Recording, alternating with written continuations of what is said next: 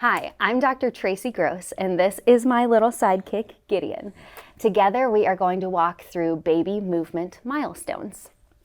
Now, when it comes to movement, movement is based off of function, which is based off of structure. So we have to start by talking about the structure.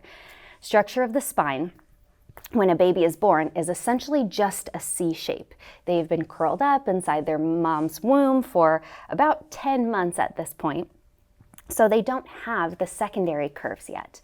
Those curves are the backwards curve in the neck and the backwards curve in the low back.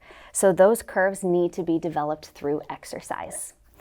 And developing those curves with exercise can start from the day a baby is born with tummy time.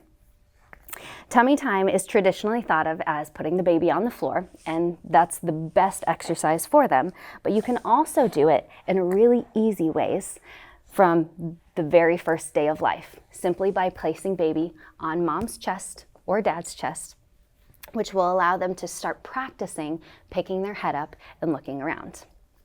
As baby starts to get a little bit older, you can carry them on their tummy. We'll see if he'll cooperate for us, sort of like this. Yep, you can see, simply by holding him tummy down, he's picking his head up and looking around. Now Gideon's a little bit big for that, so he's definitely more comfortable with doing tummy time on the ground.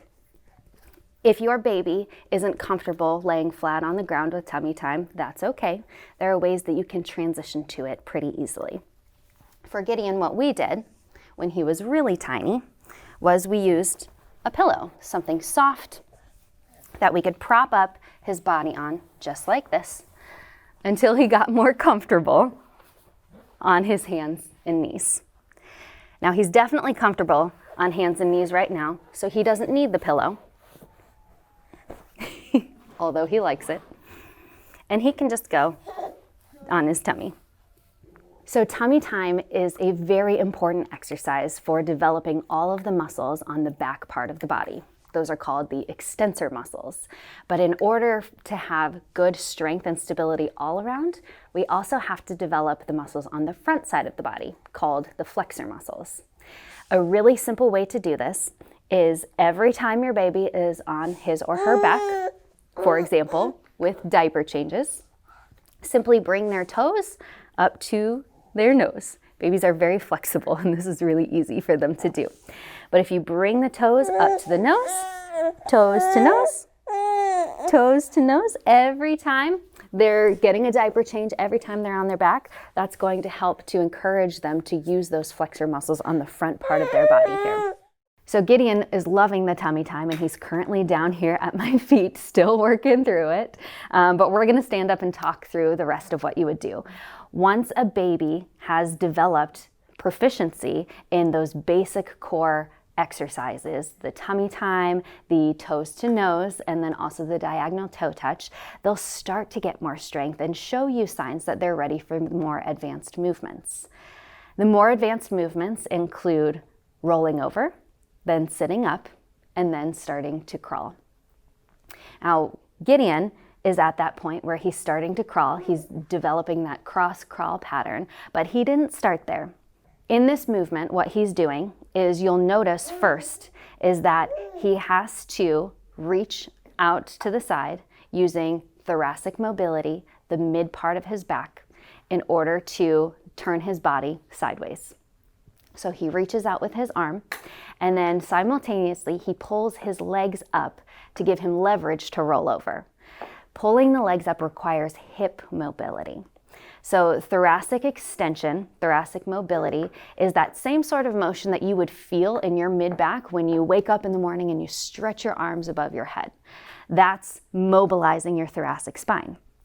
So mobility in the thoracic spine, mobility in the hips, that's what allows a baby to pull their legs up and then turn over onto their tummy.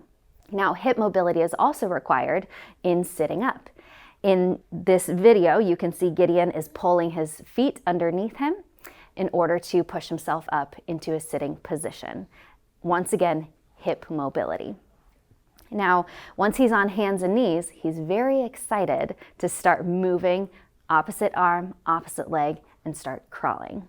That requires lumbar flexion. Now, previously with tummy time, we were trying to develop lumbar extension, the backwards curve in the low back, but with the cross crawl pattern, we also need to be able to move the low back the other way, back and forth, lumbar flexion and lumbar extension. So all of these tiny movements are absolutely necessary for your baby to be able to hit their movement milestones on time. When you're working through these exercises, you want to make sure that you are observing and seeing that your baby is doing all of these motions symmetrically. Do the exercises right side, left side. Make sure that they can roll to the right and to the left. And when they're starting to crawl, they're moving their arms and their legs equally. What I see most often as a pediatric chiropractor in kids who are not able to hit their milestones on time is that they're not able to roll to the right or to the left equally. Also, in crawling, a lot of times kids will have one leg that's lagging, or they'll do kind of an army crawl with their arms propelling them forward because their legs aren't able to be engaged. If you're seeing asymmetrical movement in your baby, then very likely they have subluxation, they have damage in their nervous system that's preventing their brain from being able to communicate properly to their body and tell the muscles and the joints how to move properly. If that's the case, the solution for that is simple. Make sure that your kid is checked by a pediatric trained chiropractor so that we can correct the issue, remove that subluxation, not only allow your baby to hit their milestones on time, but also make sure that they can be healthy and thrive well into childhood.